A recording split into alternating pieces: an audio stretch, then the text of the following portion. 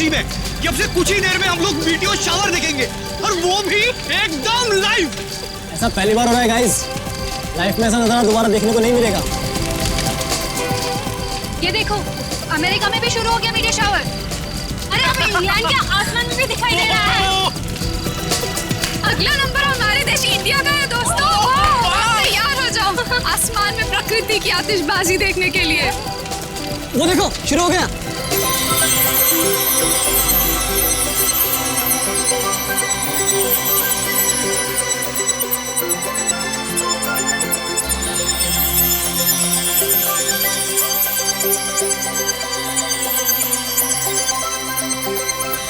ये मेरी जिंदगी का सबसे खूबसूरत पल है। ऐसा नजारा तो मैंने पहले कभी नहीं देखा।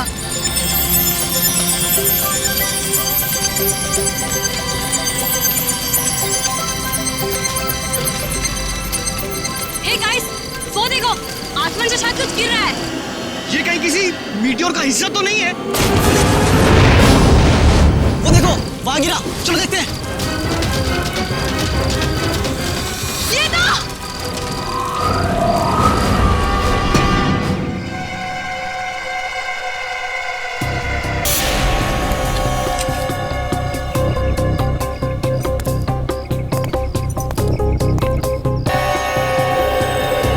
लाश की हालत तो बहुत खराब है, हड्डियां वगैरह चकनाचूर हो गई हैं। हाँ सर, लेकिन ऐसा तो तभी हो सकता है जब कोई काफी ऊंचाई से गिरा हो। लेकिन सर यहाँ कोई बिल्डिंग तो है नहीं, चारों तरफ खुला मैदान ही है। लाश आसमान से गिरी है, वरना इसकी इतनी बुरी हालत नहीं होती।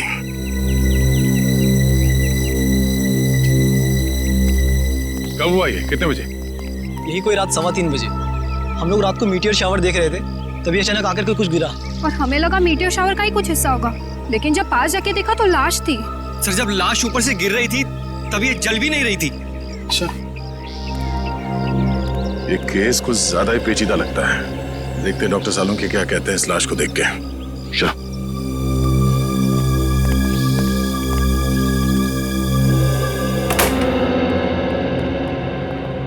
अरे सालुंके साहब, कुछ पता चला? हाँ, फिलहाल तो इस आदमी की उम्र पता चली है, और वो भी डॉक्टर तारिका नहीं पता किया होगा।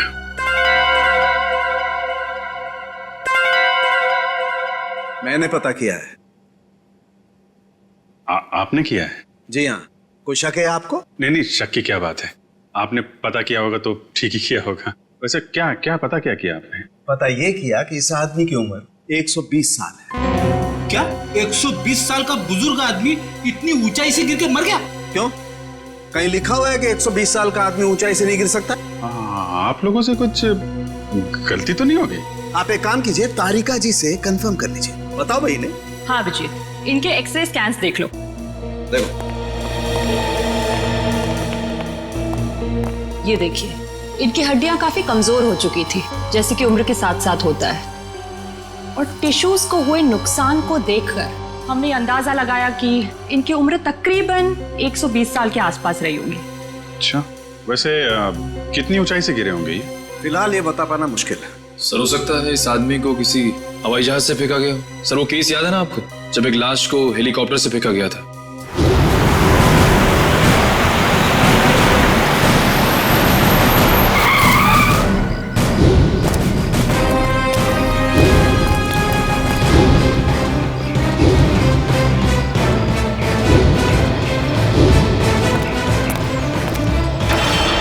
सर या फिर हो सकता है हॉट एयर बलून से, या फिर स्काई डाइविंग कर रहा होगा। अरे कैसी बातें कर रहे हो तुम लोग यार, 120 साल का बुजुर्ग आदमी स्काई डाइविंग करेगा, हॉट एयर बलून से कूदेगा? वैसे भी हमें वहां पे कोई पैराशूट वगैरह तो मिला नहीं था। हेलो, जली हुई चीज समुद्र में गिरी है, लाश के पास वाले इलाके में? ठीक है पहुंचते हैं हम।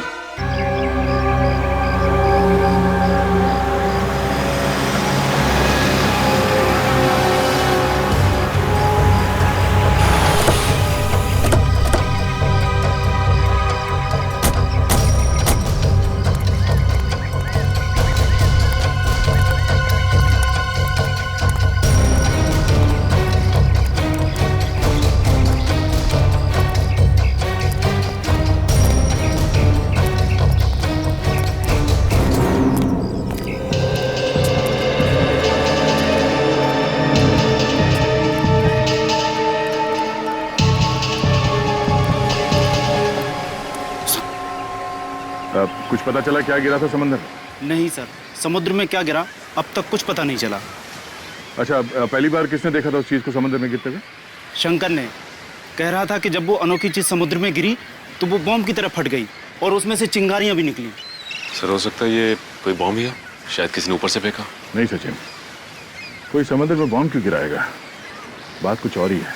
हो ना हो इसका उस लाश के साथ जरूर कुछ संबंध है। ये शंकर कहाँ है? सर वो रहा सर।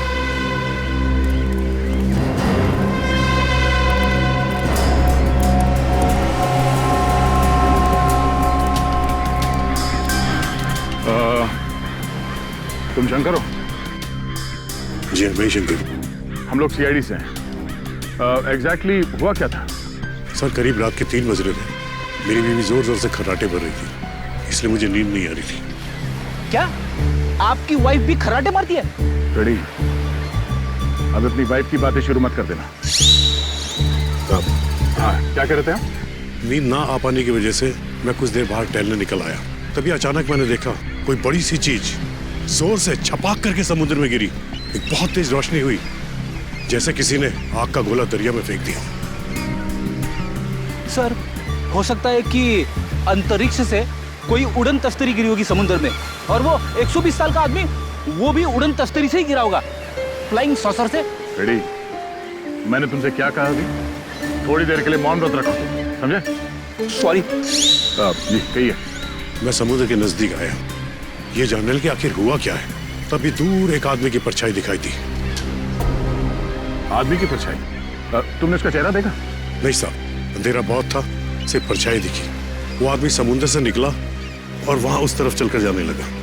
फिर क्या हुआ? मैं उस आदमी का पीछा करने लगा क्योंकि मुझे शक था, पर वो आदमी वहां सड़क पर चलकर एक कार में बैठ गया और चला गया। कार का नंबर देखा है तुमने? नहीं साहब, नंबर तो नहीं देखा, लेकिन हाँ वो सिल्वर कलर की बैक्स्टर गाड़ी थी। उसने गाड़ी चाबी से खोली या? नहीं साहब, वो कार उसकी नहीं थी, क्योंकि उसने बहुत तिगड़म करके कार का दरवाजा खोला था। सर फिर तो कार चोरी की होगी।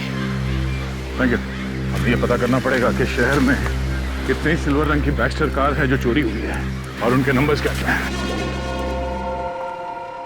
सर स्पेक्ट्रोमीटर टेस्ट की रिपोर्ट आ गई है। देखिए मुझे लाश के कपड़ों में से क्या मिला है। क्या मिला है?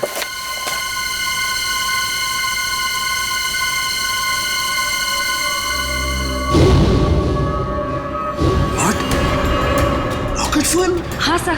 अरे लेकिन तारिका, रॉकेट फ्यूल तो स्पेस क्राफ्ट को स्पेस में भेजने के लिए इस्तेमाल होता है। सर कहीं आदमी रॉकेट में होगा तो?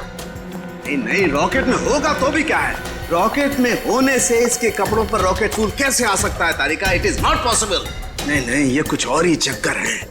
क्या? ओह माय गॉड, ये कैसे हो सकता है? वो कैसा? ये मैंने क्या कर दिया? अब देखना, वो प्रद्युमन वो मेरी मजाक उड़ाएगा, आग बबूला हो जाएगा मुझसे। यार ये ऐसी गलती मैं कैसे कर सकता हूँ? गलती? कौन सी गलती सर? आने के लिए उस समुद्र में जो खास चीज गिरी थी उसके बारे में क्या पता चला? सर अब तक तो कुछ पता नहीं चला है सर लेकिन गोताखोर लगे हुए हैं। सर समुद्र का वो हिस्सा काफी गहरा और खतरनाक है, इसलिए गोताखोरों को काफी दिक्कतों का सामना करना पड़ रहा है। बॉस, अभी तो और भी दिक्कतों का सामना करना पड़ेगा। और भी दिक्कतों का मतलब क्या है डॉक्टर साहब आपका? मतलब ये अभिजीत के मुझसे बहुत बड़ी गलती हो गई है। गलती? ऐसी क्या गलती कर दी सर आपने? दया, अगर प्रद्युमन ये वादा करे कि वो मुझसे नाराज नहीं होगा तो मैं बता सकता हूँ। नहीं, अरे मैं नाराज क्यों हूँगा? मैं तो मिठाई बांटूंगा, क्योंकि the great intelligent and genius doctor Salunkhe ने जिंदगी में पहली बार अपनी गलती मान ली।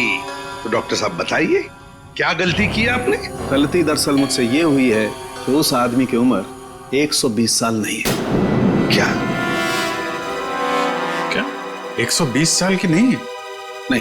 तो फिर क्या उम्र होगी उसकी?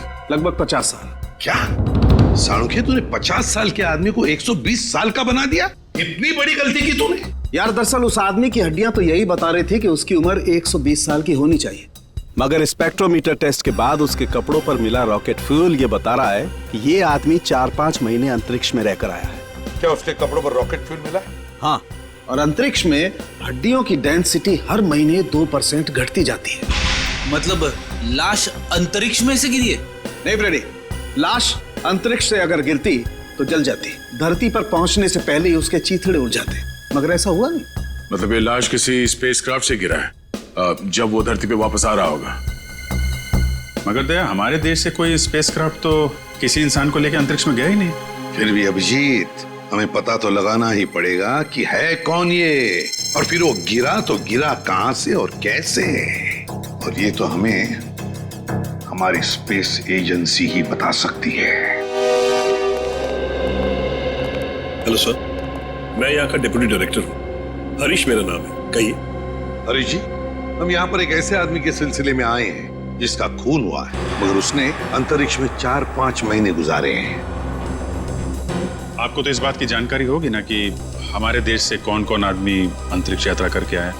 यस सर, जानकारी तो पूरी है, पर हमें ये जानकारी किसी को भी देने की अनुमति नहीं है, फिर चाहे वो CID क्यों ना हो। लगता है हरीश जी, आप इस बात की गंभीरता को समझ नहीं पा रहे हैं। एक आदमी का खून हुआ है, खून। एक ऐसा आदमी जो शायद आपका साथी था, जो आपके साथ उठता बैठता था, हंसता खेलता था, खाता पीता था, और इसीलिए हम ये जानना चाहते हैं कि क्या आपका कोई साथी लापता है क्या? सर, ये जो भी इंसान है ये हमारा साथी हो ही नहीं सकता, क्योंकि अभी तक हमारे देश की तरफ से कोई भी स्पेसक्राफ्ट एस्ट्रोनॉट लेके अंतरिक्ष में गया ही नहीं है। हो सकता है कोई चोरी छुपे गया हो अंतरिक्ष में। नहीं सर, स्पेस को इतनी साधारण जगह नहीं है, हमारी जानकारी के बिना वहां जाना असंभव है, इम्पॉसिबल।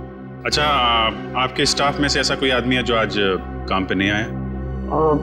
सर, विशाल सर काम पे नहीं आए हैं। विशाल काम पर नहीं आया? अच्छा, क्या विशाल कभी अंतरिक्ष में गया था?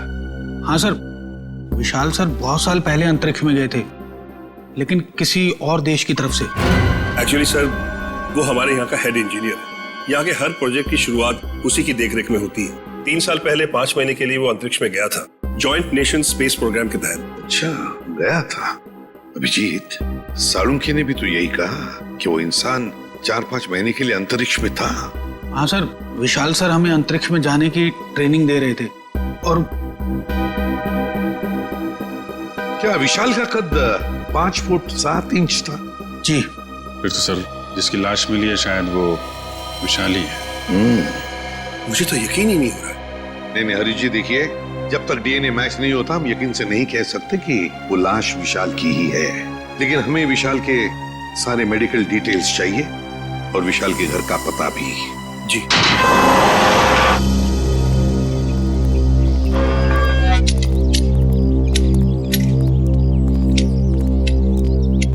सुनिए, ये विशाल का घर है ना? जी, घर तो विशाल साहब का ही है, लेकिन वो घर पर नहीं है। हाँ, वो तो पता है हमें, लेकिन क्या विशाल जी के कोई घर वाले या परिवार वाले, कोई दोस्त वगैरह आसपास रहते हैं क्या? जी, विशाल साहब की पत्नी अदिति मेम साहब तीर्थ गई हैं। आप लोग? हम लोग CID से। CID? जी। कहिए, क्या बात है? आप कौन है? आपका नाम क्या है? जी, मेरा नाम बिरजू है। अच्छा, देखो बिरजू, हमें एक लाश मिली है। लाश? और हमें शक है कि वो लाश विशाल जी की है। ये कैसे हो सकता है? विशाल साहब नहीं मर सकते। देखिए, आप संभालिए अपने आप को। फिलहाल हमें सिर्फ शक है कि ये लाश विशाल जी की है। हो सकता है कि ये लाश किसी और की हो। भगवान करे वो लाश विशाल साहब की ना हो। वैसे आखिरी बार कब देखा था तुमने विशाल जी को? कब मिले थे उन्हें? कल सुबह जब मैं काम पर आया था तो विशाल साहब ने मेरी बाहर से ही छुट्टी कर दी थी। घर के बाहर से ही छुट्टी दी? क्यों? किस लिए? जी, पता नहीं, ऐसा पहले कभी नहीं हुआ है। मैंने विशाल जी से कहा कि मैं घर की सफाई कर देता हूँ, झाड़ू पोछा कर देता हूँ, मैं फिर चला जाता हूँ, लेकिन उन्होंने मुझे घर में घुसने ही नहीं दिया। आपको उन्होंने घर में घुसने ही नहीं दिया? जी हाँ, उनका बर्ताव बड़ा अजीब सा था। जब उन्होंने अदिति मेम साहब के तीर्थ पर जाने की बात कही तो मुझे बड़ा अजीब सा लगा, मुझे यकीन ही नहीं हुआ। लेकिन क्यों? क्योंकि अदिति मैडम इस तरह अचानक कहीं नहीं जाती। अगर वो शहर से बाहर कहीं जाती भी हैं तो महीनों पहले वो अपनी तैयारी पूरी कर लेती हैं। अच्छा, साहब ने तुम्हें घर के अंदर आने से मना कर दिया। वैसे बिरजू, हम घर के अंदर देखना चाहते हैं। तुम्हारे पास घर की चाबी तो होगी? जी हाँ। हम ये देखना चाहते हैं ऐसी क्या वजह थी जो साहब ने तुम्हें घर के अंदर आने से मना कर दिया। जी, अभी खोलता हूँ।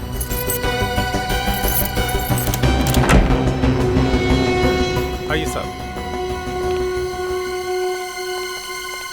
सचिन, घर को अच्छी तरह से देखते हैं, देखते कुछ मिलता है क्या। चलो।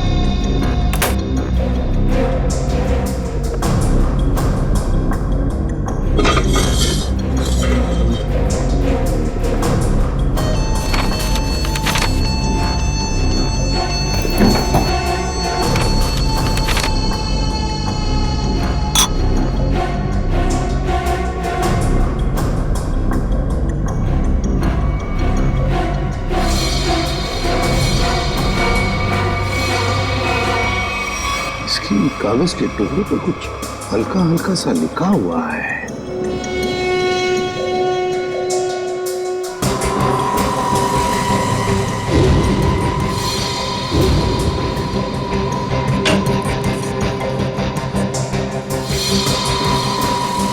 सर। हाँ सचिन। ये देखिए सर, जूतों के निशान वो इस खिड़की से इस घर के अंदर आया है। इसके जूतों के निशान इस पेपर पे भी है सर। सचिन, घर की हालत को देखकर तो ऐसे नहीं लगता कि घर में कुछ चोरी हुई है, लेकिन जो भी इस घर में इस खिड़की से घुसा है वो या तो इस घर का आदमी है या फिर कोई ऐसा आदमी जो इस घर के बारे में और घर के लोगों के बारे में अच्छी तरह से जानता है और किसी खास मकसद से ही इस घर में घुसा है, किसी खास मकसद से। दया, वो चोरी हुई गाड़ी के बारे में क्या पता चला? सर जगह जगह पुलिस चेकिंग कर रही है, बहुत जल्द गाड़ी मिल जाएगी।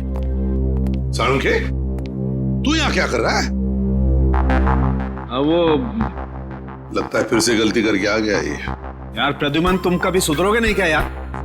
अरे यार नहीं, कोई मजाक नहीं, ठीक है। आगे से तुम किसी ऐसे इंसान से काम कराओ जिसने अपनी जिंदगी में कभी कोई गलती नहीं की। मैं जा रहा हूँ, बाय। अरे सर, डॉक्टर तारिका। क्या? मेरे कहने का मतलब है सर कि तारिका जी अकेली पड़ जाएंगी अगर आप चले गए तो।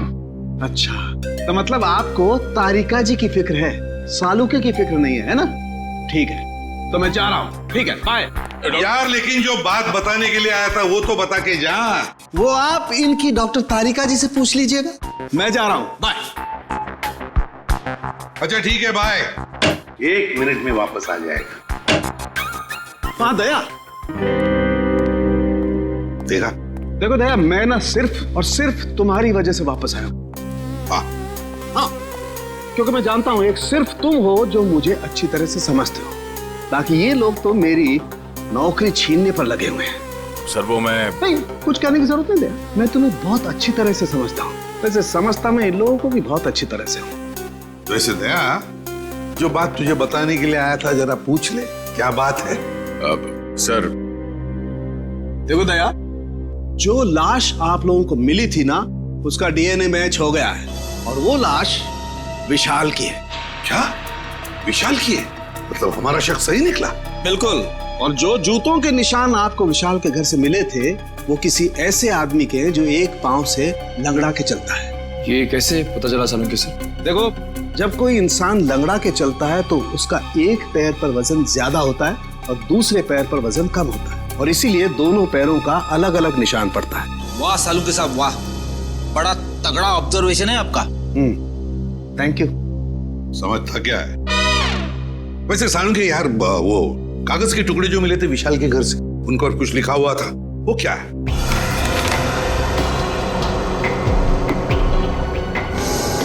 वो ये था, अगर तुमने जुबान खोली तो जान से जाओगे। विशाल को धमकी? लगता है विशाल कोई राज जान गया था सर, और इस राज की कीमत उसे अपनी जान गंवा के देनी पड़ी। सर खूनी जरूर इस स्पेस एजेंसी का ही कोई होगा सर, या फिर आसपास का कोई होगा, वरना स्पेसक्राफ्ट या हवाई जहाज से उसे नीचे फेंकना मुश्किल है सर। बिल्कुल वैसे ही हुआ होगा। बॉस, अभी सालुके के सुरागों की पोटली खाली नहीं हुई है। और भी कुछ बाकी है क्या? हाँ, एक ऐसी चीज जो आपको खूनी के एकदम नजदीक तक ले जाएगी। तो बताइए ना डॉक्टर साहब। देखो दया, इन लेटर्स को गौर से देखो। इस आदमी ने ये लेटर्स कैपिटल में लिखे हैं ताकि अपनी हैंडराइटिंग को छुपा सके, लेकिन इनको जरा गौर से देखो। ये लेटर्स कहीं कहीं पर हिले हुए हैं, कमजोर है। मुझे लगता है इस आदमी का हाथ कांपता था जब ये लिखता था। कमाल है सर, धमकी भरा खत लिखता है और लिखते वक्त हाथ भी कांपता है। डर की वजह से? बिल्कुल सही फ्रेडी, डर की वजह से ही। दरअसल इसके हाथ में कोई तकलीफ थी, न्यूरोटिक तकलीफ। जब ये डरता था, इस आदमी का हाथ कांपता था। जब इसने ये नोट लिखा, ये डरा हुआ था, इसीलिए इसका हाथ कांप रहा था और ये अक्षर इस तरीके से बने। हाथ में तकलीफ? विशाल सर बहुत साल पहले अंतरिक्ष में गए थे, लेकिन किसी और देश की तरफ से। सर वो घटोत्कच, विशाल का असिस्टेंट। विशाल कुछ लोगों को ट्रेनिंग दे रहा था अंतरिक्ष में जाने के लिए। ये घटोत्कच भी उनमें से एक था। मगर अभिजीत, अंतरिक्ष में जाने के लिए वो आदमी मानसिक तौर पर और शारीरिक तौर पर बिल्कुल फिट होना चाहिए, हट्टा कट्टा होना चाहिए। इस घटोत्कच को क्यों सिलेक्ट किया गया? उसके तो हाथ में तकलीफ है। और घटोत्कच के इस कमजोरी के बारे में विशाल को पता चला, इसलिए शायद घटोत्कच ने विशाल को अपना मुंह बंद रखने के लिए उसे जान से मारने की धमकी दी होगी। ये हो सकता है। हाँ रजत, क्या? देखो, सभी पुलिस स्टेशन में खबर कर दो, उसकी फोटो भिजवाओ, सब जगह नाकाबंदी करवा दो। ओके? क्या हुआ? सर, ये विशाल की पत्नी अदिति, ये किसी तीर्थ यात्रा पे नहीं गई है। उसने किसी भी बस, ट्रेन या फ्लाइट की टिकट बुक नहीं करवाई। वो गायब है। अदिति गायब है? गायब है अदिति? तो फिर ये गई कहां? और फिर विशाल को मारा किसने और क्यों मारा? इन सारे सवालों का जवाब तो अब घटोत्कच ही देगा। घटोत्कच।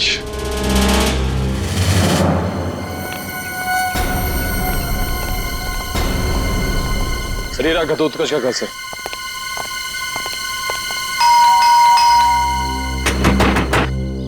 दरवाजा खोल ही नहीं रहा है। पीछे से कुछ आवाज है? हाँ।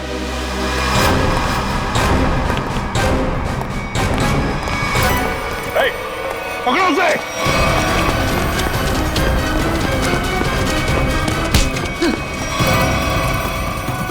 सीआईडी से भाग रहा है? कहाँ भाग रहा है? मुझे छोड़ दीजिए सर, मैंने कुछ नहीं किया सर। कुछ नहीं किया तो भाग क्यों रहा था? है? मैं जानता था सर कि आप लोग मुझ पे शक करेंगे। आप लोग मुझ पे शक करेंगे? शक नहीं करेंगे तो क्या पूजा करेंगे? हाँ? तुमने विशाल को चिट्ठी भेजी थी ना, धमकी भरी। अगर तुमने अपना मुंह खोला तो जान से जाओगे। भेजी थी या नहीं? बोल। हाँ सर, वो खत मैंने लिखा था सर, लेकिन वो मेरी भूल थी जो मैंने गुस्से में की थी सर। मैंने विशाल सर को नहीं मारा सर। ऐसी कहानी हम लोग बहुत सुन चुके हैं, समझे? मैं सच कर रहा हूँ सर, मैं तो 3 दिन पहले विशाल जी के घर पे गया था उनसे माफी मांगने के लिए। तुम यहाँ पर क्यों आए हो? देखिए विशाल जी, मैं आपसे अपनी उस चिट्ठी के लिए माफी मांगने के लिए आया। उस वक्त मैं शराब के नशे में था और शराब के नशे में ही अक्सर सच्ची बात जुबान पर आ ही जाती है। देखिए आप ऐसा मत कहिए, आप न सिर्फ मेरे दोस्त हैं बल्कि मेरे मार्गदर्शक भी हैं। अगर आपने मुझे माफ ना किया तो मैं अपनी नजरों में ही गिर जाऊंगा। ठीक है, मैंने तुम्हें माफ किया। देखिए आप कुछ परेशान नजर आ रहे हैं। परेशान? नहीं, मुझे काहे की परेशानी है?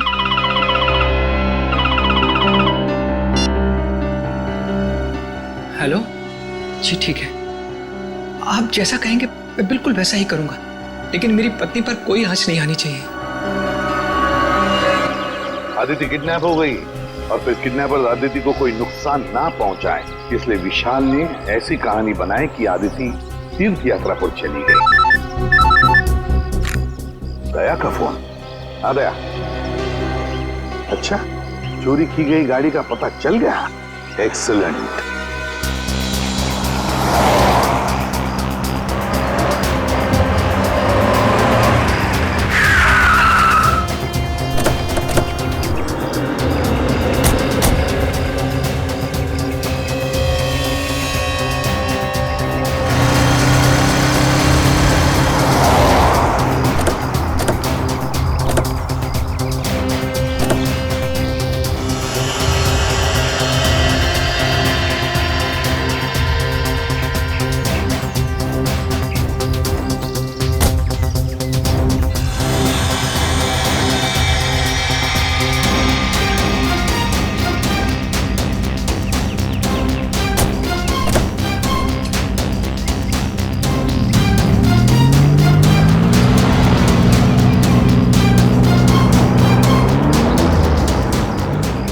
खूनी समंदर किनारे से इस गाड़ी में यहाँ तक आया और उसके बाद गाड़ी को यहाँ पे लावारिस छोड़ के किसी और गाड़ी में चला गया। लेकिन सर, गाड़ी में तो कुछ भी नहीं मिला।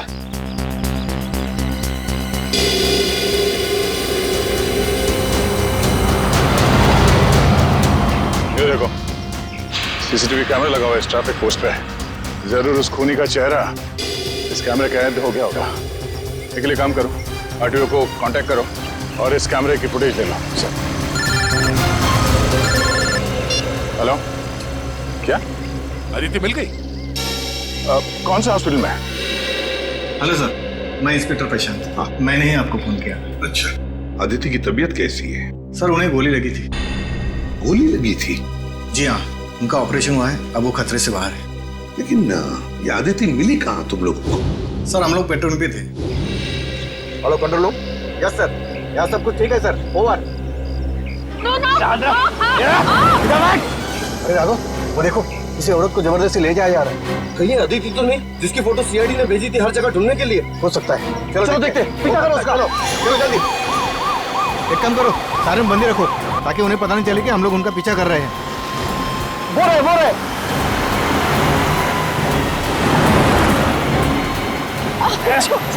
जाने दो मुझे, जाने दो ना मुझे।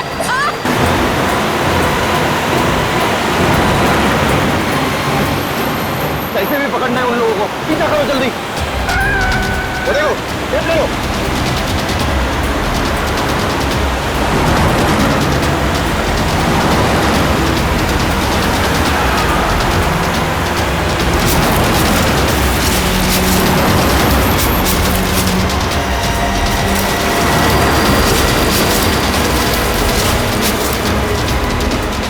जाने दो ना मुझे।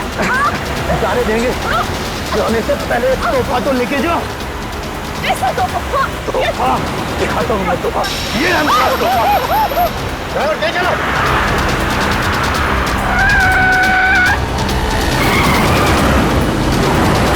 और तेज ड्राइवर।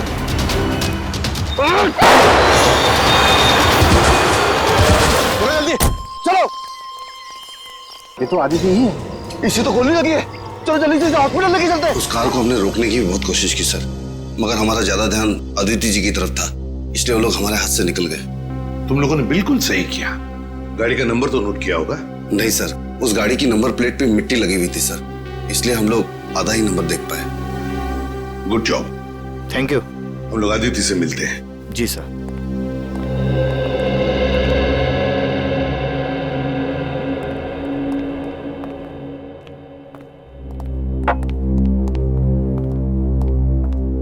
अदिति, अब कैसी हो? ठीक हूँ। आप कौन? मैं एसीपी प्रद्युमन, सीआईडी से। सीआईडी से? मेरे पति कहाँ हैं? बहुत जल्दी आ जाएंगे। बस एक बात बताओ, ये सब कैसे हुआ तुम्हारे साथ? 2 दिन पहले जब मैं सब्जी मंडी से घर लौट रही थी, कुछ लोग मुझे अपने गाड़ी में डालकर साथ ले गए। उनमें से किसी का चेहरा देखा आपने? नहीं, उन्होंने अपने चेहरे पर मास्क डाल रखा था। ओह, मास्क पहन रखा था। वैसे कहाँ लेकर गए वो तुम्हें, कुछ बता सकती हो? पता नहीं, उन लोगों ने मुझे कुछ खिलाकर बेहोश कर दिया था। एक अंधेरे कमरे में रखा था और वो मुझे विशाल के काम के बारे में सवाल पूछ रहे थे। विशाल के काम के बारे में? तो तुमने क्या कहा? मैंने उन्हें कहा कि विशाल अपने काम के बारे में मुझसे कोई बातचीत नहीं करते, लेकिन उन्हें लगा कि मैं झूठ बोल रही हूँ। नहीं आदित्य, देखो जिन्होंने भी ये किया है ना तुम्हारे साथ, उनको हम कड़ी से कड़ी सजा दिलवाएंगे, ये मेरा वादा है। आप उन्हें मत छोड़िएगा, वो लोग देशद्रोही है। कुछ देर बाद उनका बॉस भी उसी कमरे में आया और उसने मुझसे कहा कि विशाल मुझसे ज्यादा अपने देश से प्यार करते हैं। मैंने उन्हें जवाब दिया कि मुझे गर्व है कि विशाल पहले एक अच्छे नागरिक है और फिर एक अच्छे पति। बिल्कुल सही कहा तुमने, बिल्कुल सही कहा। और सच कहूं, हमें भी तुम पर गर्व है, क्योंकि तुमने ये सब किया ना इसकी वजह से। अच्छा बताओ, क्या तुमने उस आदमी का चेहरा देखा? नहीं सर, उसने भी अपने चेहरे पे मास्क डाल रखा था, लेकिन हाँ, गुस्से में आकर मैंने उस पर झपटकर हमला किया था। अच्छा? उसकी गर्दन पर खरोच आ गई थी। उस आदमी के गर्दन पर खरोच आई थी? तो फिर सचिन, जरूर आदिति की नाखून में उस आदमी की चमड़ी के अंश होंगे, उस आदमी के चमड़ी के अंश होंगे। हाँ निखिल, ट्रैफिक सिग्नल का फुटेज रेडी है? हाँ सर, रेडी है। चलो देखते हैं।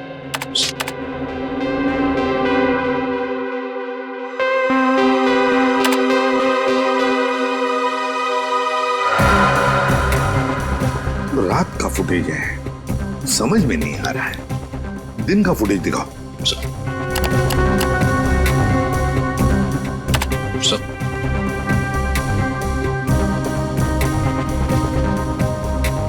कोई आदमी गाड़ी की तरफ चलते हुए आ रहा है। निखिल, पॉज करो, रिवाइंड करो और फिर से प्ले करो।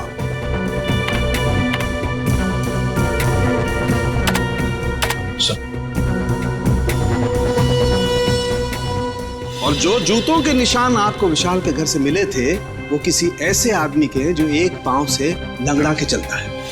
बाएं पैर से लंगड़ा भी रहा है। कहीं ये हमारा खूनी तो नहीं? सर मगर ये आदमी है कौन? इसका चेहरा तो दिख ही नहीं रहा है। पता चल जाएगा फ्रेडी, ये है कौन ये पता चल जाएगा। लाल जूते जो पहने हैं। निखिल, रिवाइंड करो, जूम करो जूतों पर।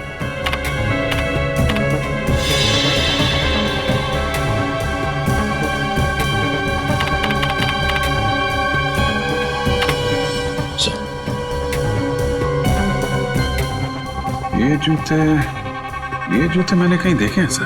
देखे? कहां पर? किसके पैरों में? सर आज विशाल सर नहीं आए हैं। समीर, विशाल का असिस्टेंट सर, और वो लंगड़ा के भी चल रहा था। विशाल का असिस्टेंट समीर। अरे दरवाजा तो खुला ही है। माय गॉड, खून! चुप करना रहना। लगता है किसी को घसीट के ले जाया गया है यहां से उस तरफ।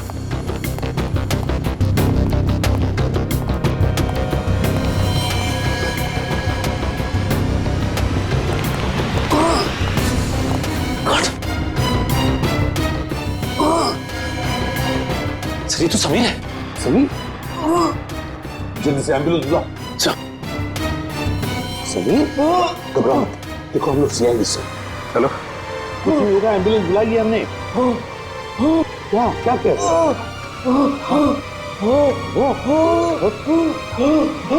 क्या बताओ बताओ। Sameer, Sameer. Okay, thank you sir. Ambulance आ रही है सर। समीर तो मर गया। माय गॉड सर, हम तो सोच रहे थे कि ये समीर ही गुनहगार है, लेकिन यहाँ तो समीर का ही किसने खून कर दिया। वही तो।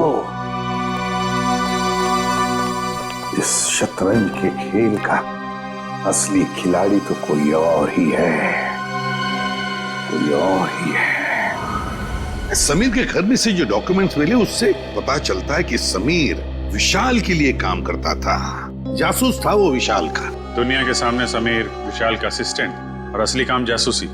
एग्जैक्टली। पर जब विशाल को पता चला कि स्पेस एजेंसी में कोई गद्दार है जो वहां की खुफिया इंफॉर्मेशन बाहर भेज रहा है, तो बस उसका पर्दाफाश करने के लिए उसने समीर को रख लिया काम पर, जासूस बनाकर। और इसीलिए समीर ने भी हमें कुछ नहीं बताया, क्योंकि विशाल ने उसे ऐसा करने से मना कर दिया था। हाँ, दया जब विशाल का खून हुआ तब शायद समीर तहकीकात करने के लिए विशाल के घर गया। पर जैसे ही खूनी को लगा कि समीर उस तक पहुंचने वाला है, उसने समीर का भी खून कर दिया। बॉस, आसानों के अदिति के नाखूनों में चमड़ी के अंश मिले? हाँ मिले ना, उसके नाखूनों में चमड़ी के अंश मिले। तो जब मैं आप लोगों को बताऊंगा कि उस चमड़ी का डीएनए किसका था, आप लोग दंग रह जाएंगे। डॉक्टर साहब, रियलिटी शो के विनर का नाम अनाउंस करने जैसा सस्पेंस मत बढ़ाइए। नाम बताइए ना प्लीज। बॉस, उस आदमी का नाम है deputy director Harish. Hello sir, मैं यहाँ का डिप्टी डायरेक्टर हूँ। हरीश मेरा नाम है। क्या? Deputy director Harish? तभी तो समीर मरते वक्त हाँ हाँ हाँ ऐसे कर रहा था। क्या क्या कह रहे? समीर कहना चाहता था हरीश, वो हरीश का नाम लेना चाहता था। Deputy director Harish, space agency का deputy director Harish. Excuse me sir, आप लोग यहाँ? जरा हरीश जी को बुलाइए। कहाँ है वो? सर वो तो कुछ ही घंटे पहले चले गए। चले गए? कहाँ गए, कुछ पता है आपको? नहीं सर, वो बड़ी जल्दी में थे, इसलिए बिना कुछ बताए निकल गए। कोई बात नहीं, हम पता लगा लेंगे। उनके गाड़ी का नंबर दीजिए। जी। हेलो, हाँ बोल रहा हूँ। कहाँ पे? एमआई इलाके में? ठीक है, ओके सर। हरीश की गाड़ी एमआई इलाके में देखी गई है सर। एमआई इलाके में? हाँ सर। शेयर जरा नक्शे में चेक करो, एमआई इलाके में हरीश कहाँ जा सकता है? सर सर एमआई इलाके के आगे तो बॉर्डर है, हमारे राज्य की सीमा, और ये बॉर्डर एमआई इलाके से 15 किलोमीटर दूर है। तो ये उड़ान भर के हरीश अपना घोंसला कहीं और बनाना चाहते हैं। और सर उड़ान भरने के लिए पास में ही एक रनवे और एयरफील्ड भी है। फिर तो सर ये शहर से नहीं देश से बाहर निकलने का प्लान बना रहा होगा। तो चलो इसके प्लान का आज क्लाइमैक्स कर देते हैं।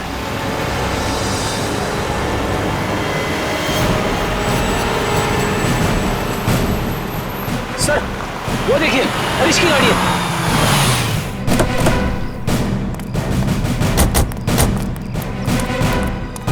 सर गाड़ी तो खाली है सर, तो लगता है भाग गया है हरीश। लगता है वो एयरफील्ड की तरफ गया है। चलो लेट्स गो।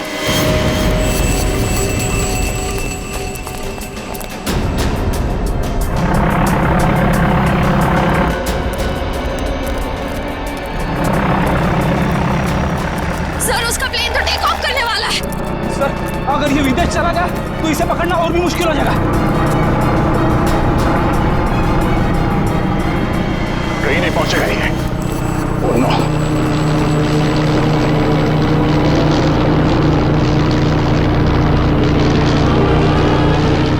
सर हम कंट्रोल टावर से पता कर सकते हैं कि ये प्लेन किस दिशा में और कौन से देश की तरफ गया है।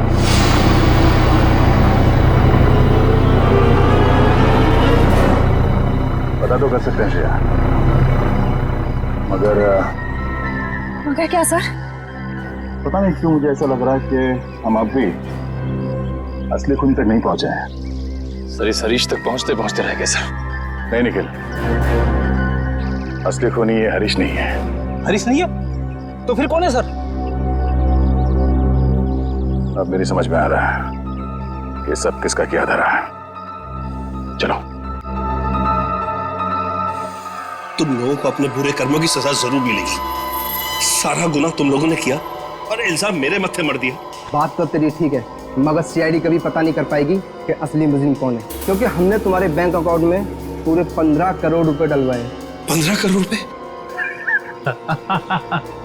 हाँ 15 करोड़ रुपए, जिससे उनको लगेगा कि तुमने अपने जमीर का सौदा कर दिया है 15 करोड़ रुपयों के लिए, और अब देशद्रोही बन गए। शर्म आनी चाहिए तुम लोगों को। शर्म तो हमें आने से रही। अब तू एक अच्छे बच्चे की तरह उस नए मिशन की पूरी जानकारी हमें देते। चल। नहीं, कभी नहीं। मैं रुपयों के लिए अपने देश को कभी नहीं बेचूंगा, कभी नहीं।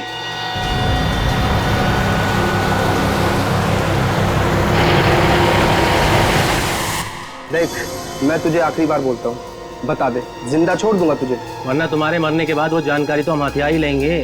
एक गद्दार की जिंदगी जीने से एक देशभक्त की मौत मरना मुझे ज्यादा गंवा रहा है, समझे तुम लोग? हाँ, मगर अफसोस, कानून और देशवासियों की नजरों में तू हमेशा एक गद्दारी कहलाएगा। नहीं रहेगा। कोई अपनी जगह से नहीं लेगा। या नीचे हाथ खोलो, उठ। बस।